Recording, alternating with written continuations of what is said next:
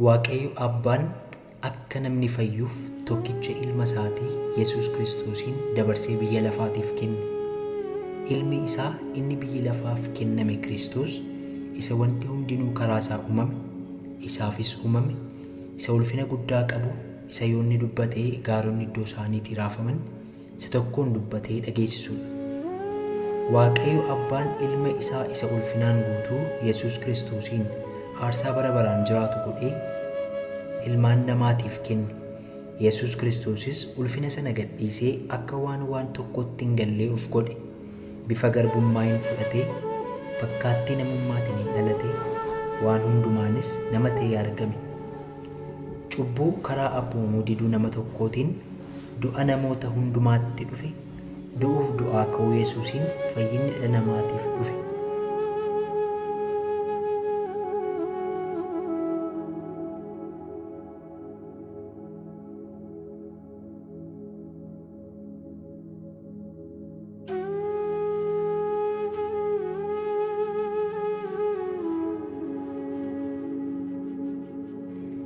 Aarsaan hoolota baay'ee Waaqayyoon kan garaan ciibsine, qalamuu hoolaa tokkicha sanaan aarsaan dhiyaate kan Waaqayyoon garaa ciibsu, namootaafis dhiifamuu cubbuu kan kennu ta'e.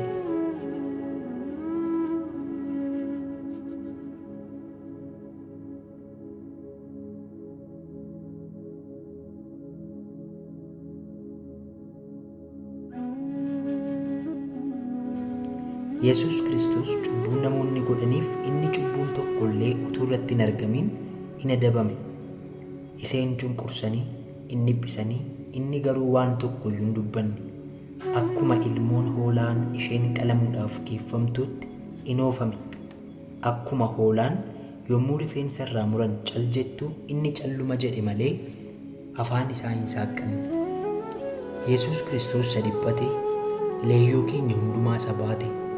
Cubbuu keenya ta'ee sararraafame, abaarsa keenya nurraa kaasuuf isa akka baaramaa ta'e, utuu isa fannisnuu reebnuu, utuu isa madeessinuu, utuu isa fannisnuu waan godhan hin beekan yaa abbaa dhiisiif jedhee isa waa'ee keenyaaf kadhatu. Waan hundumaa keenya YESUS Kiristoos.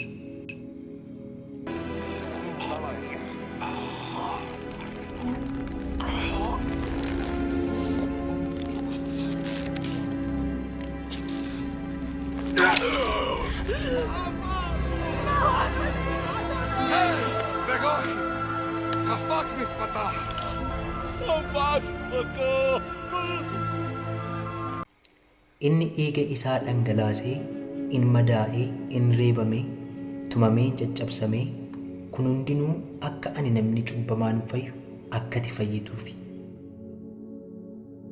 Jaalala eenyu naman jaallanne jaalala bara baraa nu jaallate. Innin dheebotee xoofoo dhangaggaa'aa keessaa in dhuge. Fiixaan ba'eera jedhee hafuura isaa kenne. YESUS galata kee kan lubbuu naaf laatte, amanee akkam fayyuuf waan ati raawwatte, kan seerri naan laanne jireenya bara baraa, amaneen argadhe jireenya isaa haaraa. Utuu ati naan duunee natu badee hafa, kan na kaasu hin jiru bakkan kufee lafaa. Dhiigni kee qulqulluun anaaf dhangala'ee, aarsaati kaffaltee nan birmaduu ba'e. Amma an fayyeera, ooleera du'asii, lubbuun koo gammaddee in faarsite hardhasii. Sichi nan argatu mootummaan dukkanaa, mucaa kan kee ta'een argadhe fayyina.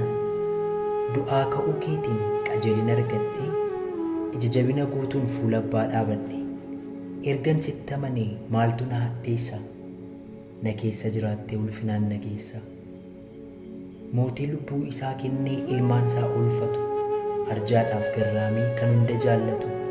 Lubbuun koon gammaddisi qabaachuu isheetti, gaarummaa kee hundaaf galata siin jedhe.